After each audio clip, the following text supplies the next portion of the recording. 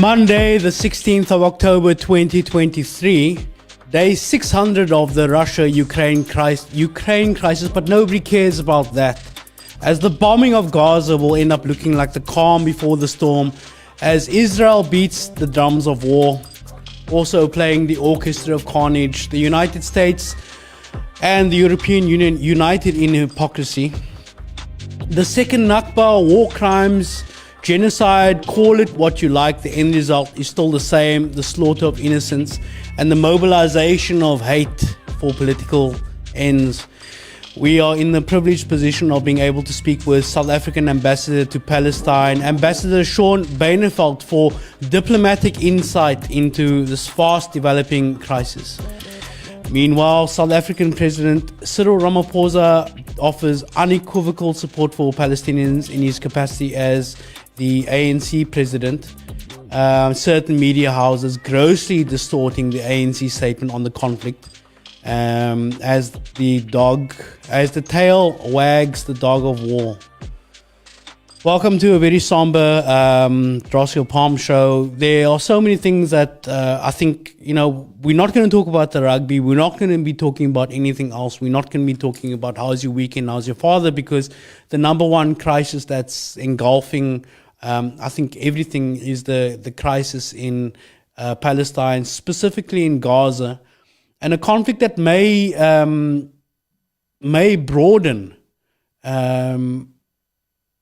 how we as an international community deal with a program to deconflict and de-escalate is, I think, going to be very key. Nantal, how are you doing? I'm good. Yourself? Not so good, actually. Not so good. I mean, I see this stuff is taking a toll, and I'm seeing like so much hatred. I mean, people are getting murdered, assaulted. There's been a spike in anti-Semitism. There's been a spike in anti-Muslim rhetoric and violence all over the world. And what I would say is that, like, I am not a state, but I can, in a way, deconflict tensions between individuals. And I think now more than ever, to rely on rhetoric and to rely on propaganda to inform what your personal view or your disposition of an individual is, I think it's irresponsible. So wherever you can, wherever you are, whoever you are, I think that it's important to bear in mind that we are ultimately responsible for our actions as individuals towards other individuals. So now is the time for, even though we're sitting at the opposite end of the world to where this conflict is happening, the conflict is in our hearts, it's in our minds. Real life is not Twitter, and as soon as we take that, I think almost like a desire to exact some kind of revenge on a person in their personal capacity on behalf of a cohort of people, I think it adds to hate. Look, I've seen now, last week, this time, we saw, in my personal opinion, a tremendous atrocity perpetrated by Hamas. The incursion of Hamas into Israel, where 1,400 Israelis were killed and 199 people were taken hostage, it's an atrocity. Let's make no bones about it. But no person who celebrates the taking of a life, whether it's an Israeli life or a Palestinian life, is somebody who can be relied upon to build a peace movement. But we have to be clear on one thing. Of all the lives taken in this conflict, Palestinian and Israeli, since the start of this conflict 75 years ago, 96% of the lives taken have been Palestinian. This is not a symmetrical conflict between two states or two equally balanced armies or a regional bloc. This is It's completely asymmetrical.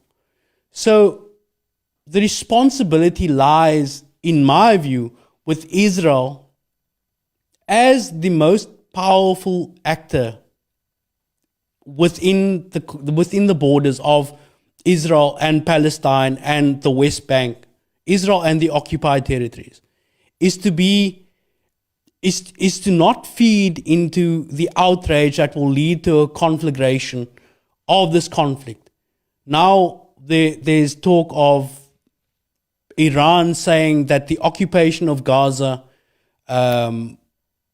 would possibly lead to its involvement. We've seen Hezbollah getting involved.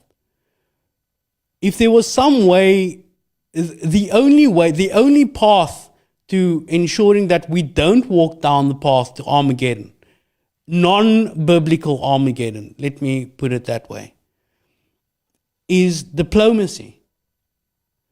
And so that's why it's important for us to talk to people in the diplomatic realm to gain some kind of insight as far as what's happening in that sphere that isn't US-centric, that isn't Anthony Blinken or Ursula von der Leyen indulging in not shuttle diplomacy, but shuttle warmongering. Israel are using an atrocity committed by Hamas onto which to scaffold a genocide. And these are my personal views. To ask nearly 1 million people to move, to forcibly relocate, is forcible transfer. That is a war crime. To indiscriminately bomb Gaza, to tell people to move, and then to the south, and then to bomb the south, that's a war crime. That's collective punishment, and it's devious. An invasion of Gaza, which is an open-air prison camp, would be, I fear, the match on gasoline that would light the world on fire. So then, I think with that, we can call the ambassador. We can get Ambassador SHAUN BYNEVELDT, who is the ambassador to Palestine, and I think now finds himself on the front line of what is a diplomatic crisis. Ambassador BYNEVELDT, are you with us? Yes, I can hear you. Are you able to pick me up? Loud and clear, Ambassador. Thank you for joining us. I know it must be really busy. You are now a frontline diplomat by any interpretation of that phrase. So, first things first, let's talk about the South Africans who are trapped in Gaza and South Africans who are trapped in Israel. These are two distinct contexts to be trapped in. But what are we doing to ensure the safety of our citizens at this moment? Well, look, the safety of our citizens, South African citizens, that is a critical priority. It's a frontline priority, as just to borrow your phrase. And so both the mission in Ramallah and the one in Tel Aviv, we would have been very involved in terms of trying to get South Africans out where there's a need for that, to render consular support. And we render support on the basis of the actual need. To give you an example, in Gaza, and of course Gaza, you will know, complete siege at this point in time. So nothing goes in, nothing comes out, whether it's food, whether it's medicine, electricity would have been cut, water would have been cut. So it's a very, very dire situation, and some really speak of shock and horror, and I think it is not entirely inappropriate, if inappropriate at all. So in Gaza, you're talking evacuation. So those are South African nationals in real distress. There is a bombing campaign that is ongoing, and you can just imagine what that brings with it. Destruction, death, and it's an escalating context. It fails to cease. And then, of course, you have South Africans who would be in Israel, and they might be burdened by the fact that they are not sure whether a flight that would have been scheduled for next week, whether the flight would be able to take off. There might be those who would have had their flights cancelled, flights postponed. The airline is not flying in anymore, and of course we assist. We do a daily airport run, a presence at the airport, and try to assist South Africans who are there, trying to get a flight change to happen in terms of the ticket, getting onto a new flight where the flight would have been cancelled, and so on. So these are two different scenarios, two different contexts, and of course we assist with both. Checking yesterday, we would have had something in the region of 120 South African nationals who would have made contact either with the one of the two missions or our head office, our consular services section there. We operate an integrated database. It's live, and we are all able to interact with it. So we would register an appeal for assistance, a concern, uncertainty, whatever the issue might be, and then of course we try to support in a manner that is appropriate. So that's an ongoing process, and we update the database on a daily basis. Many of those who would have logged a concern, would have returned to South Africa already. In Gaza itself, however, is where the difficulty is. We have 20 South Africans, latest count, that are still trapped there. And the only way to get them out in terms of the current context is via a United Nations evacuation effort. So the process would normally be that we get them onto a list, a UN list. We try and get them to a UN facility in Gaza. So that could be a shelter, it could be a feeding point. So once they're on the UN list, then of course we need to coordinate with the Israeli authorities in terms of them being able to exit once the UN evacuation effort gets to go. At this point, of course, we've not been able to take out anybody in terms of evacuation because no evacuation has been able to take place as yet. So that just, in terms of the support by the two missions to South Africans in need, South Africans that might be challenged, and South Africans in distress.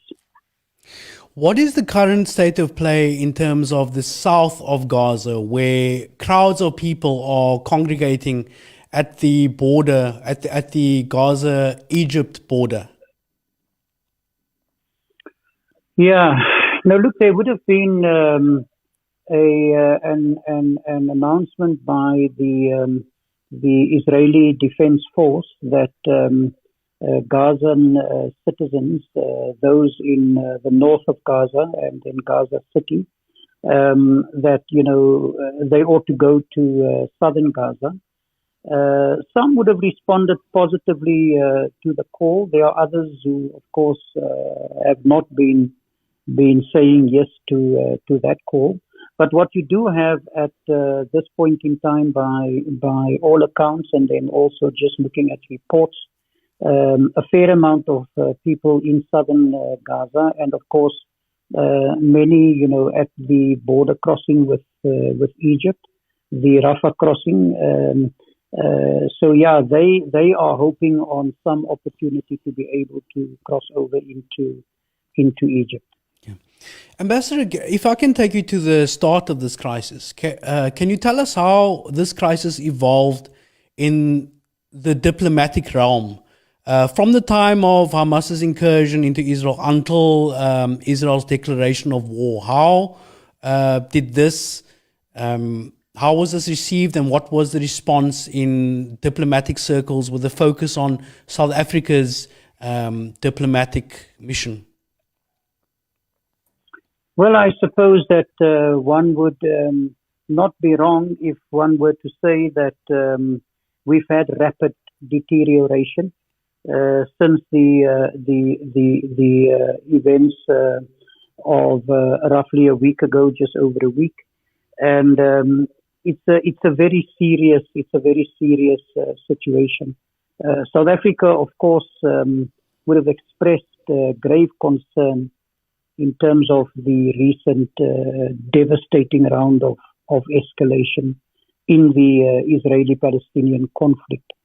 And of course, South Africa would have spoken about what was termed a conflagration, and then would have spoken about, illegal occupation and issues of pressure, settlement expansion, and so on, and that these kind of issues would have emerged as obstacles to peace, and that what the region needs and desperately in need of, would be a credible peace process, a peace process that is able to respond to what is there in the body of United Nations determinations on this conflict, the issue of two-state solution, the matter of a just and a comprehensive peace, and dealing with what is often described as final status issues, and that would link to territorial integrity, to sovereign equality, in the words of Minister Pandor, two-state solution, 1967 internationally recognized borders, East Jerusalem as the capital of the Palestinian state, and of course that the Palestinian state, it must be viable, so contiguous. That's an important matter, and of course existing side by side in peace with Israel. The Israeli child and the Palestinian child, deserve a future, and that future is to be found in a capacity for peace and a capacity for being able to understand what I can only refer to as the politics of togetherness. So yes, we would have spoken about a just and a comprehensive peace, and a peace process that is credible and that is able to deliver on these kind of matters. And there's a body of international expression on these issues already. Of course, South Africa continues to subscribe to the two-state solution. And so all of our international posture, our global effort, working together, of course, an important dimension to work, and an important emphasis in how we proceed. Of course, working towards the two-state solution. And this is the posture that we are holding on to. Yes. In terms of conflagration of the conflict, we've seen the United States has moved 2 strike groups into the Mediterranean. We've seen rumblings from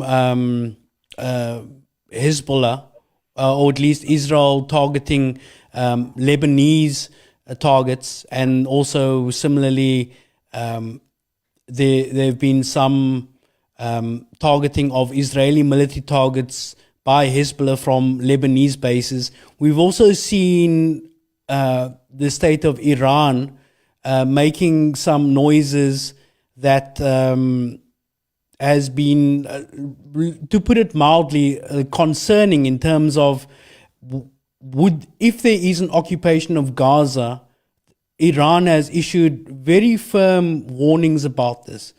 So what is South Africa's role in mitigating, or rather minimizing, a conflagration of this conflict? Well, for South Africa, the business remains peace, and we must through diplomacy, through continued and persistent effort, we must seek to break the vicious cycle of violence. This is just what we need to do, and so yes, you are right. The threat is there. Of a wider conflict, of new fronts. That is a threat that is there. You would have touched on echoes that would have emerged out of certain quarters in the region. And so, yes, the potential for regional conflagration is a very real potential. And so we must seek to undermine a regional inferno that could in fact just envelop the entire globe. So yes, diplomacy, and once more diplomacy, the language, the vocabulary of peace in the rhetoric, in the posture, and in what we do. We must seek to build the opportunity for peace. We must invest all of our efforts, into de-escalation and just getting the violence to stop in order to give peace that opportunity. Now, in March this year, South Africa downgraded our embassy into a liaison office. Do you think that this could have an impact in our role to build peace in the Middle East, and specifically in Israel? Well, no, look, I think, we know what it means to come out of conflict. We know division, we know oppression, we know conflict. So ours is a history of struggle against apartheid, segregation, racial segregation, oppression, and so on. And we would have achieved our democratic breakthrough in 1994. So the point is this: we got there through conversation, through dialogue, difficult as it was. It wasn't easy at all, but we were able to achieve that democratic breakthrough.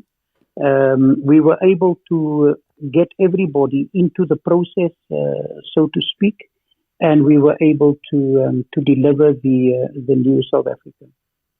And we have a very, I think, proud history of engagement, capacity for engagement, and ability for mediation, and ability for building an understanding, for building up common ground, for dealing with difficulties, with disagreements, with contradictions, very serious issues of divergence. And we've been able to overcome not only in South Africa, but we've also been able to take our experience and to tell our story elsewhere, where conflict would have manifested on the continent and elsewhere. So in terms of our, let's say, curriculum vitae, our record with regards to peace and building peace, and of course peace and justice, these two things, they flow together.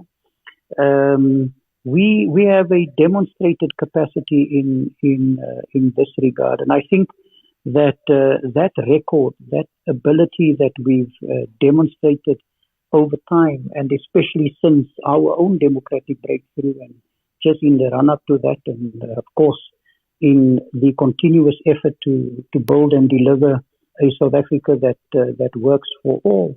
I think this ought to be a real driver in any conversation that says, bring people together, try and overcome challenge, try and emerge with a shared understanding of tomorrow, and give our children a chance. And I believe that South Africa has a capacity to continue to contribute on that front.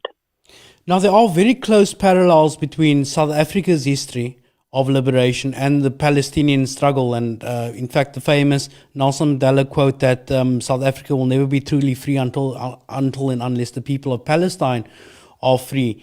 President Cyril Ramaphosa, in his capacity as president of the ANC, gave, I think, what was as close to an unequivocal statement of support of the Palestinian cause.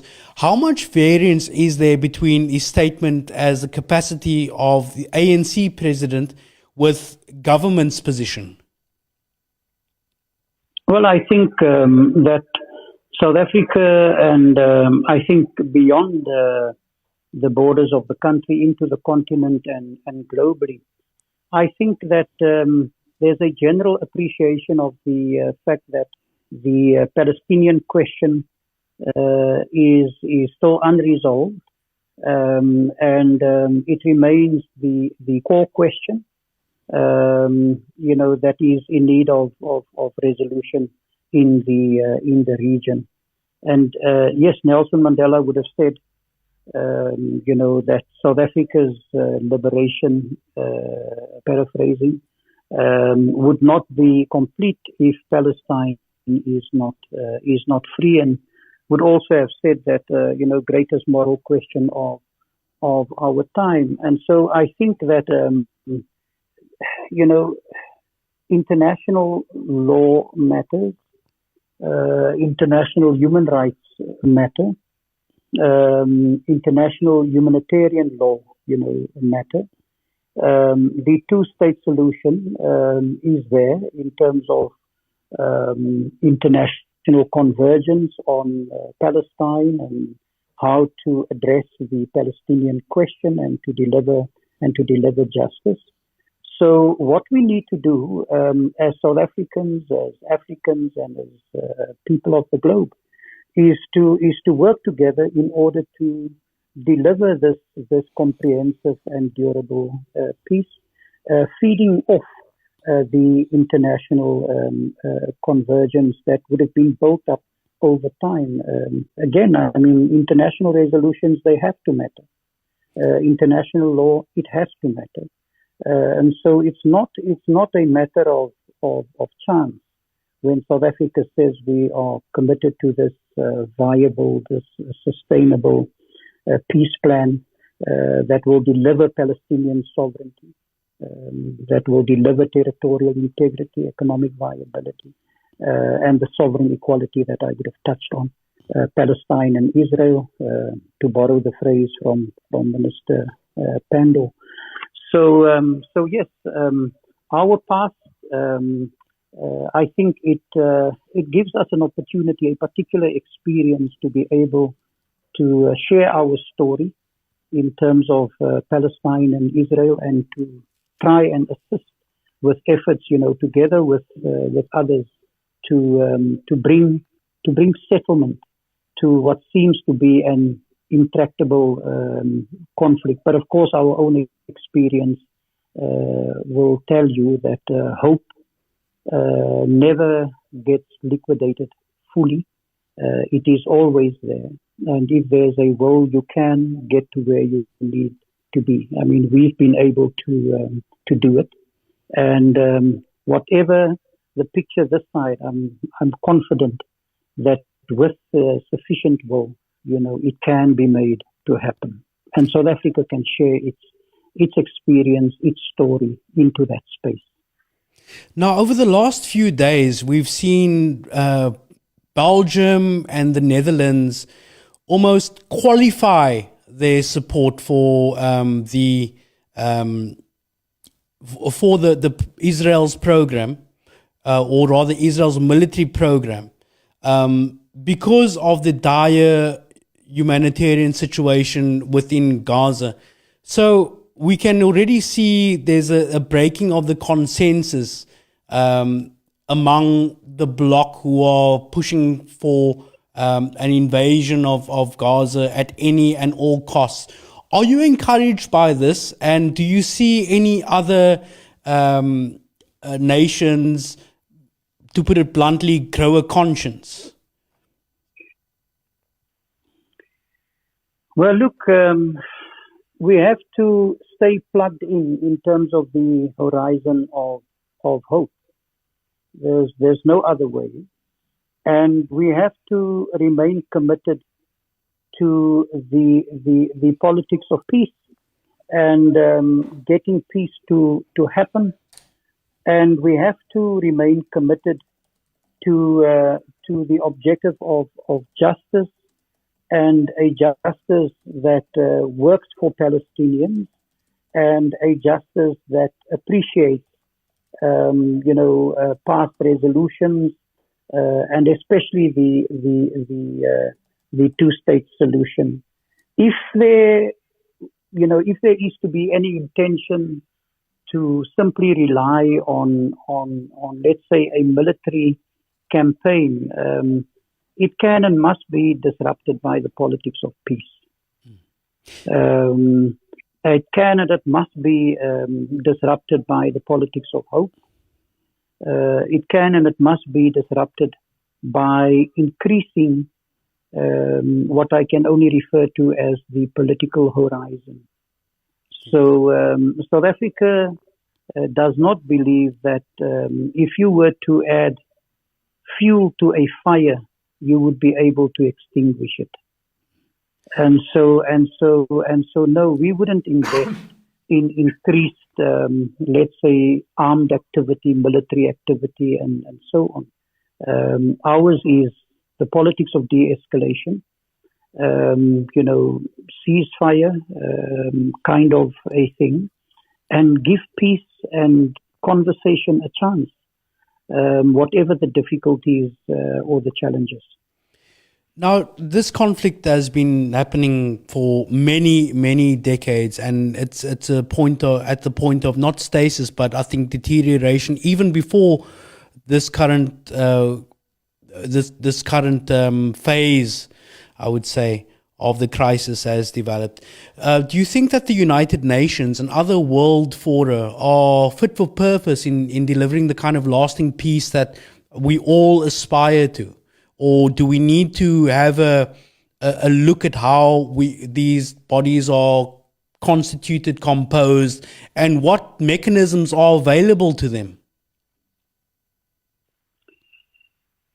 Look, what South Africa, of course, is a strong proponent with regards to UN reform and so on, but that's another conversation.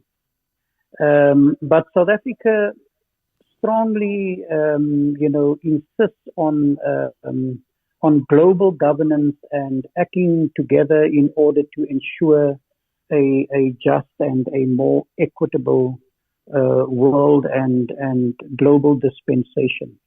And of course, the United Nations would be the foremost site for global governance, getting global affairs to be considered and so forth. So whatever the difficulties or even deficiencies, if this is to be the suggestion in terms of the global governance system and the UN in particular, the United Nations must be made to work on the issue of Palestine and just broadly matters of global governance throughout the world. So far from walking away from our foremost, let's say, strategic asset when it comes to global governance, you get in there and you work the space in favor of peace, global peace, and global prosperity that works for all, and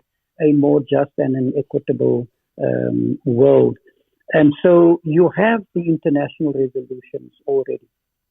You have international convergence. It is there in the body of work of the United Nations.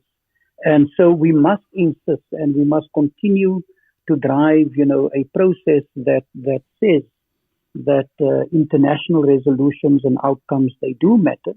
International law, it matters. International human rights law, international humanitarian law. These are critical, instruments in terms of global governance and an arrangement that has, let's say, an objective method to try and deal with whatever challenges might come our way in terms of a global governance kind of a responsibility that ought to be exercised. And so investing in the UN is a critical dimension to work. At the same time, calling for UN reform. Yes, of course, when the United Nations would have been put together, it would have been a very different context to the kind of context that we have today. And life is dynamic, and you grow with it, and you try and respond to it as effectively as possible in terms of your instruments, your infrastructure, your institutions, and so on. I mean, we do this in family life. We do this where we might be employed. We do this in different spaces and places in life. And similarly so, when it gets to something like the United Nations, it cannot be unaffected by how time and things would have evolved over time. But we must make it work. It's our foremost body when it comes to matters of global governance. It feels like the US-backed Israel has no intention of, or rather it rides roughshod over international law. Even now, Al Jazeera 6 minutes ago reported that the Rafah border has been hit for a fourth time by Israeli airstrikes. Meanwhile, in the north, Israel's deadlines to Gazans to move has been wholly ineffective. Many people are staying there as the tanks and the forces mass outside of the Gaza Strip. How do you deconflict with a party that seemingly operates, that almost seems to take pride in its impunity? And again, I qualify that by saying that my language is my own personal opinion. But how do you deconflict with a party that is so intractable and so unaccountable? I think a major part of what one needs to do in life generally, and I suppose no different in this particular instance, is to hold on to focus. So our business is the business of peace. Our business is the business of deconflicting. Our business is the business of giving women and children a chance. Saving lives, saving civilian infrastructure, and so on. And so you have to work the space diplomatically. You have to build, the pressure wherever the pressure needs to be built in order to try and get an environment that is conducive to let's say progress on the matter, particularly with regards to peace and peace efforts. So. Yes, it is painful. Yes, it is horrible. Some of the images out of Gaza and so on, and what it does, it has to inspire us to do more and to push harder, irrespective. And this is the commitment of government, and this is what we're seeking to do to give that opportunity for peace to come to the context, so to speak, so that we can save lives in the process, and we can give women and children an opportunity. Now, one of the things that is happening is Israel's chokehold on water. It says how much water is allowed to enter the Gaza Strip, how much fuel, and even down to the internet. All of these things have been cut off, and I think one of your endeavors as a diplomat that I know about is to encourage Israel to act with a humanitarian spirit. How have Israel responded to the overtures of the global community to be humane and to not further deprive people living in the Gaza Strip? Well, President Ramaphosa would have been very clear on the issue of humanitarian corridors, creating an opportunity for humanitarian relief, and creating an opportunity for people to in a way escape this. Yes. You've not had food go in. You've not had medical supplies go in. You've had electricity cut off.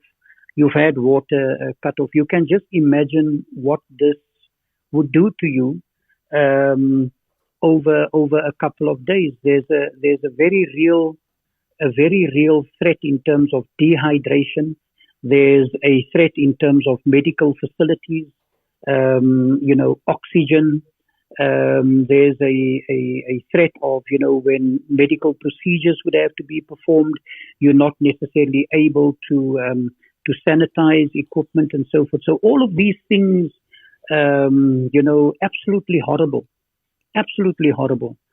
So the point is that we must continue to push.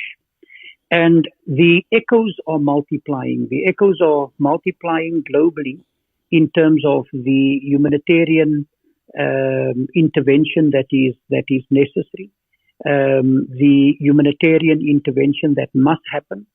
There are rules of engagement, and so even in a conflict situation, there's a particular responsibility that you would have. And this is not to harm civilians, for example, to protect civilians, to protect civilian infrastructure, hospitals, schools, and the likes. And there's a growing voice in terms of the issue of rules of engagement and having to honor rules of engagement even as the situation develops. In terms of harm to civilians, I think there's almost been a conflation between Hamas and Palestinians in a way.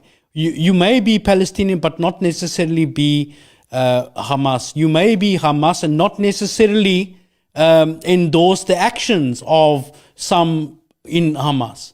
So how do we separate the civilian from legitimate military targets, but from targets that Israel have deemed to be military targets? Yeah, no, look, the Palestinian political fabric is very diverse. Yes. It has a variety of players.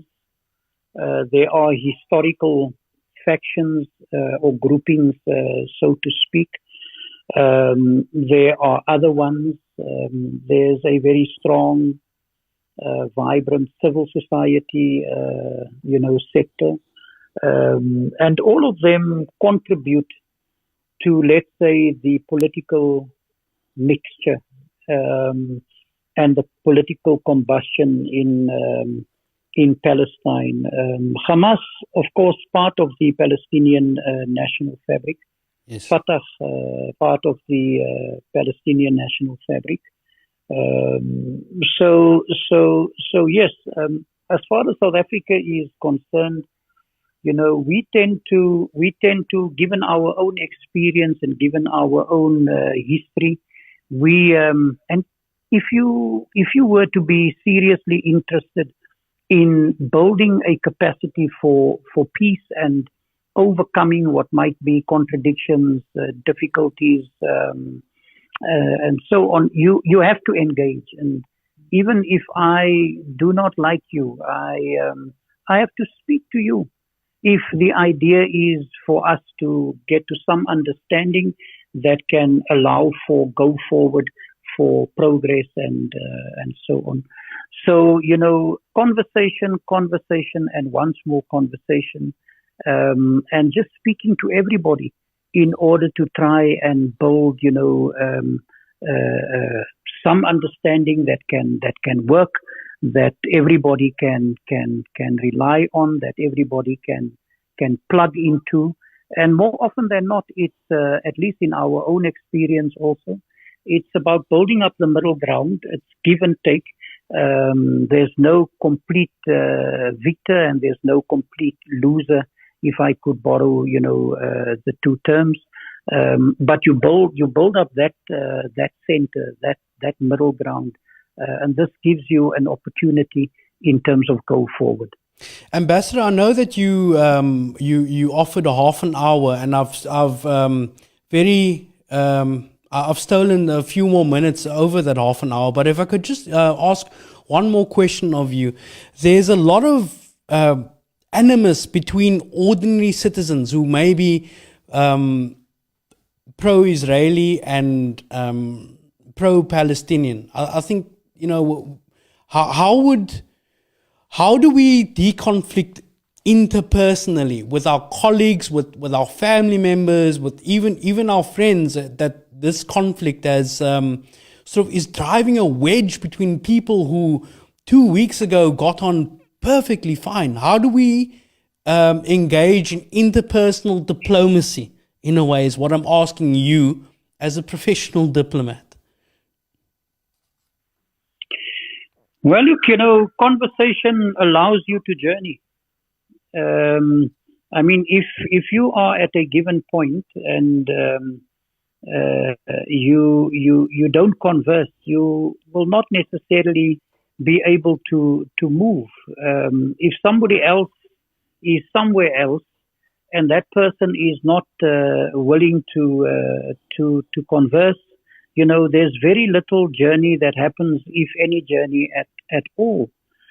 So to insist on conversation, to drive conversation, to indulge in conversation, this allows you, some capacity to be able to speak about what might be differences, what might be contradictions, what might be, competing views, assessments, whatever the case might be. And more often than not, misunderstanding, complete disagreement, the extent to which that is informed or, ill-informed or not informed at all, you can actually discern through the process of conversation, and you can then discover, but maybe I misunderstood. It's actually not like this. I have a saying. It's a personal saying that it's great for you to be heard and to be understood. But it's even exceedingly greater were you to listen and understand. Mm. So I just think that that capacity for conversation, it gives you an opportunity to maybe, just maybe, to journey, whether it's in the family circle, in the family space, whether it's some community structure, whether it's in the street, whether it's some neighborhood, conversation, wherever you might plug in, just have that capacity for dialogue, that capacity for conversation. And you will be surprised how what you might have held on to almost as principle, how it might not actually be principle. And maybe if you were to recast it, there's a better opportunity for us to go forward. And likewise, somebody else who might think, but this is such a critical principle, only to discover through conversation that in fact it wasn't a principle. There's another way of looking at it that's actually far better. So yes, I'm very big on conversation and diplomacy. I suppose, if anything, the assignment gets defined by engagement. And trying to resolve, trying to go forward on matters of shared progress and so on through engagement and conversation. So big on it, Roscoe. Ambassador Shaun Byneveldt, the South African ambassador to Palestine, thank you so much for joining us. I know that you have had a busy week, and there will be many more busy weeks. So thank you so much for your time. I really appreciate it. No, great. It was good to spend some time with you and to be home in a way. And thank you to you and to your listenership. Thank you and very have much. a good evening further. Thank you very You too. much. That was Ambassador Shaun Byneveldt, the ambassador to the South African ambassador to Palestine. I'm really struggling with this stuff. I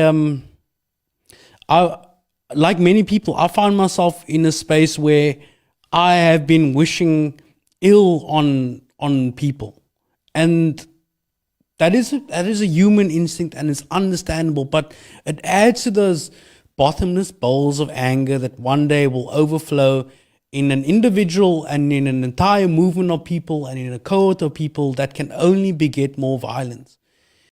Let's do some comments. Abida Mukjenka says, education on the conflict is so desperately needed, and that's true.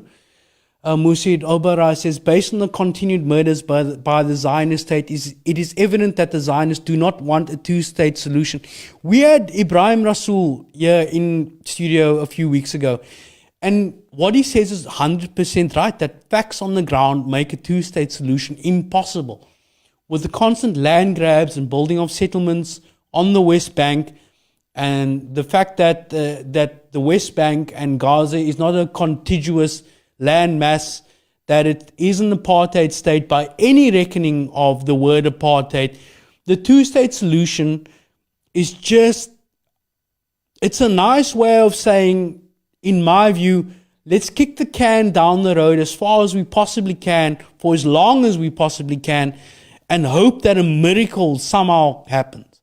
So a two-state solution, in my view, it's not possible. I agree with that previous one.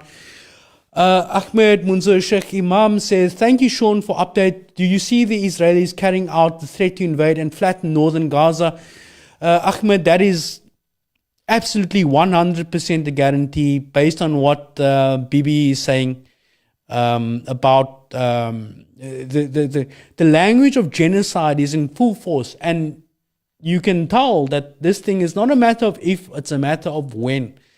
And it's a war crime. It is a war crime that is about to be committed. Ahmed Nazir Karim says, how do we propose to stop the violence? Ahmed Nazir, that's what I'm asking. That's the impossible or the improbable problem that I want to throw out to you today. Bearing in mind that we have the irresistible force of justice, of universal justice that is on the side of the Palestinians, as it was and as it is on the side of the South African liberation, and the immovable object which is the Zionist state of Israel, the right-wing Zionist racist state of Israel.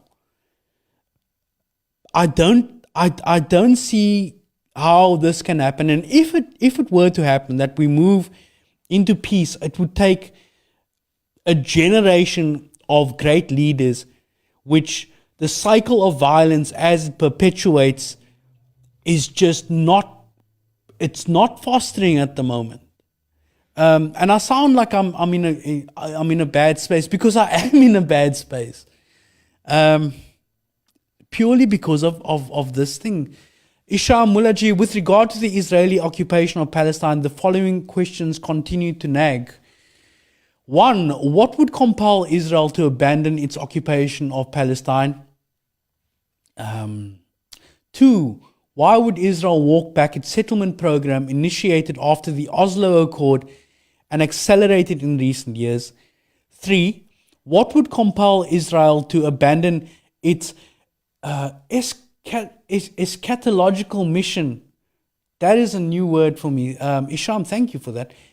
Eschatological mission to destroy Aqsa and build a temple in its place in preparation for the coming of the Messiah. I'll get back to that point right now. 4. What existential threat is there to Israel at this juncture or in the medium to long term? Unless there's an irreversible tectonic shift in the global balance of power, there's no compulsion on Israel to accede to any form of rationality, human rights, international law, or any moral, ethical, or religious considerations. It hasn't happened in 75 years. Why would it happen now? Spot on. 100% spot on. Can we go back to Isham's third question? I want to, excuse me, see, now we're talking about the convergence of religion and politics. As Isham puts it there, is eschatological mission to destroy Aqsa and build a temple in its place. Now we are on to the Zionistic cult of millenarianism, which is the Messiah will come, and it doesn't matter what happens in the material world. It is all about the afterlife. This promise of a glorious afterlife that is premised on the subjugation of others and inflicting violence and harm on others. And in this case, it's the infliction of harm, generational harm, which is passed epigenetically from one generation to the next, to the next, to the next, all in service of this cult of millenarianism. Okay. Azim Walele, can and how will South Africa enforce the Foreign Military Assistance Act and arrest those who serve in the Israeli army and security forces? This is a huge problem, Nantel, because we have a provision in South African law where if you are allowed to serve in the Israeli Defense Forces, even though you are South African, if you have dual nationality, South African and Israeli nationality, if you hold that both nationalities, you're allowed to serve in the IDF forces, where you will spend a few years cracking Palestinian children's skulls in Gaza or on the West Bank. Now, my personal view of this is that anybody who serves in Israel for a foreign government, should they come back, I think that they should be charged under whatever act governs foreign mercenaries, and they should be tried. Or at least they must choose. If you are a South African citizen, you have no right to fight in the defense force of another country. So your citizenship is revoked. Or if you really want to go and serve in the IDF, okay, you're an Israeli now, and it's really hard for you to come back in the country. So you must choose. You are South African first and foremost. And if you go and serve in the IDF, you are effectively a foreign agent. The rights of South African citizenship should be withdrawn from you the moment the moment the ink is dry on your forms to serve in the IDF. That's it. You've made that deal now. You need to live with the consequences thereof. And those consequences should include the revocation of your South African citizenship. Erica Harrison says, heartbreaking, all we want is to live in peace and justice, 100% echo. How do we get there, though? How do we get there? Sibusiso Mtila, my friend Sibusiso, brilliant statement and representation of South African stance on the Palestinian versus Israel conflict.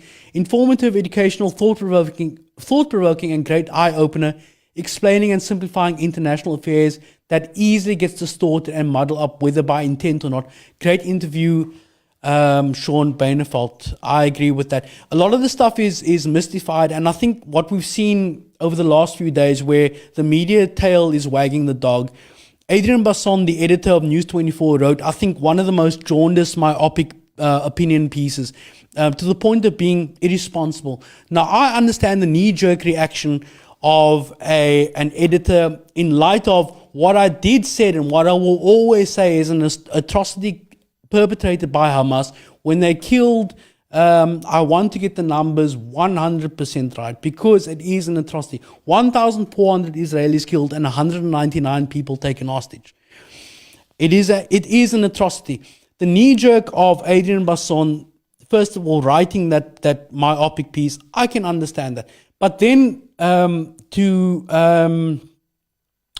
then so grossly distort and the ANC statement on the conflict within News 24, which they have since corrected, but they are subject to a ruling by the press ombudsman. I think be very cautious about the media sources that you consume. So if you are going to take things from News 24, if you are going to do things, take things from CNN, if you are going to take things from the BBC or even LBC, understand that you are taking mainly a right-wing viewpoint. And I would encourage you to balance that out by also taking some content from Al Jazeera, who have far and away some of the best coverage of this conflict, because they are based there. They are subject matter experts. They have eyes and ears on the ground. And in fact, one of the Al Jazeera journalists were killed in a rocket strike, which they believe was targeted at them. One of the tools of war is to shut down any dissident or any propaganda or any side that doesn't quite tell the story that you wanted to tell. In the BBC, the BBC refused to call Hamas terrorists. And the outcry over that in the British and American media was almost as inflated as the response to the deaths of thousands of Palestinians and Israelis, and the continuing bombing, illegal bombing of Gaza, and the continued atrocities being committed, war crimes being committed by the state of Israel. So I would caution you to at least balance your media diet. If you are anyway minded to be careful about what you put into your body as your diet, what you eat, you should also be minded to watch what you put into your media diet, what you consume for your mind, and what you propagate on social media. What lives have been preserved, what civil infrastructure has been preserved, innocent children, elderly women, and men have been killed with no reason. That's the Ahmed Nazir Karim again. That's the nature of impunity. Do whatever you want, and you're backed by the superpower of America. If there's any doubt that what Israel is doing is apartheid, I mean, there should be no doubt. But I did come across this graph that draws a comparison between Israeli apartheid and South African apartheid. Jewish or white-only cities, housing and buses and restaurants, that's South Africa and Israel. Violent government removal from cities based on religion or race. Well, that was forced removals in South Africa and the Nakba in Palestine. Forced segregation in schools by race or religion. Less funded for schools based on race or religion, which, by the way, still happens in democratic South Africa. Mandatory IDs identifying persons by race or religion. A government restriction on where non-Jews and whites can travel. So let's be clear about this. This is an apartheid state. Apartheid is a crime against humanity, and it's just that clear. Now, we had a discussion about whether we're going to take calls, and the answer was yes. And I will give the number in a moment. Let me ask if you can send us a WhatsApp call. But this space that I am in is a really bad space. Now, I'm not looking for sunshines and flowers and puppies and everything will be okay, because that's just not how the world works. But what I am looking for is thoughtful contributions to any input for how you think we can deconflict this entire situation. I am completely at a loss, but I'm looking for, at the very least, input that doesn't inflame. And like me, I think all of us are just in a space that I don't even know how to characterize it. It's so all-consuming. So I'm going to read the number. If you could give us a WhatsApp call, the fastest finger first. So the number is 082 082-786-9341. That's 082-786-9341. If something's making you want to pick up the phone today and call us and give a solution, or at least some kind of input, or at least some reflection on your interpersonal relationships that you have with people who may be of a different creed, or has an opinion that is opposite to what you are, opposite to you in this this conflict, I would like to hear from you. But if you the way that things are escalating now, there's no doubt to see one strike group enter the Mediterranean is big for 2 US strike groups to enter the Mediterranean. And the language of war being used by everybody, particularly the EU and the United States, the language of dehumanization of Palestinians, the language that makes the Palestinian struggle completely decontextualizes 75 years of history and makes Israel's war on Gaza all about what Hamas did a week ago is completely disingenuous. Now, we've had Ambassador Shaun Byneveld speaking to us in very diplomatic terms. You have to understand that Ambassador Byneveld speaks as a civil servant. But I don't have those handcuffs on.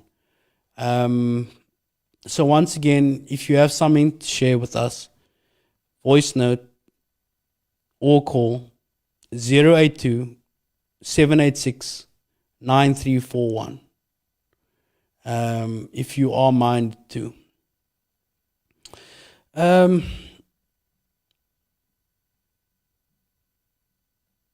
I'm reading from Al Jazeera right now that Israel's deadlines to Gaza's Palestinians have failed.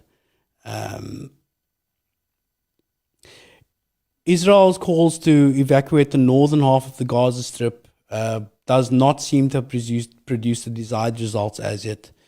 Nobody knows what the primary intention of the announcement made on Friday was, but whatever it was, it fell short of anything that could be called full Israeli success. In other words, there are still people in the north, trapped in the north. Some people are there willingly. Some people are there to answer a call of service.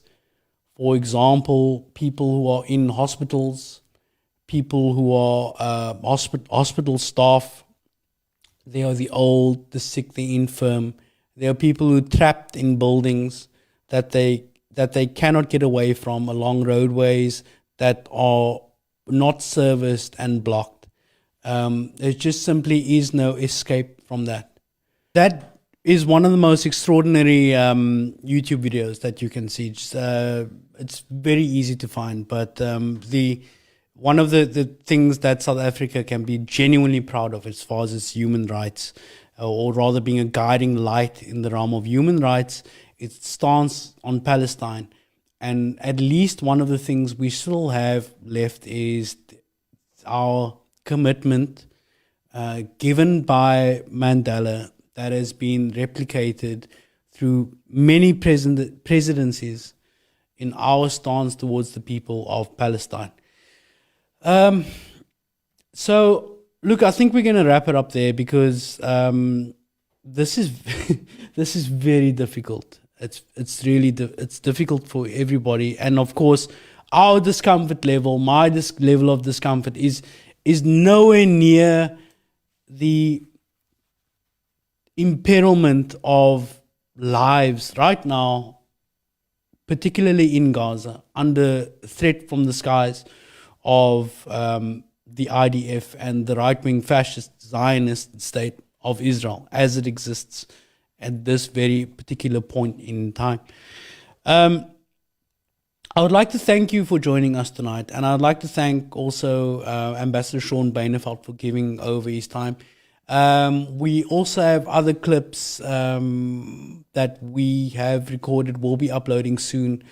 Graham McIntosh, DA politician, he's resigning from the Democratic Alliance and joined the IFP because Chris Pappas is gay. In that statement, he said, I'm resigning because Chris Pappas is too far out the closet and I'm joining the IFP. So we had an interview with him today. That's a pre-recorded interview that will be available on YouTube and then later on Facebook later today. But I would like to thank you for joining me, and I'd like to dedicate, in some small way, this broadcast to the people in Gaza right now. And I am praying for a miracle, and hopefully the miracle will arrive. So with that, Nantel, thank you so much for tonight. Thank you for your input. All good. And we'll see you next Monday.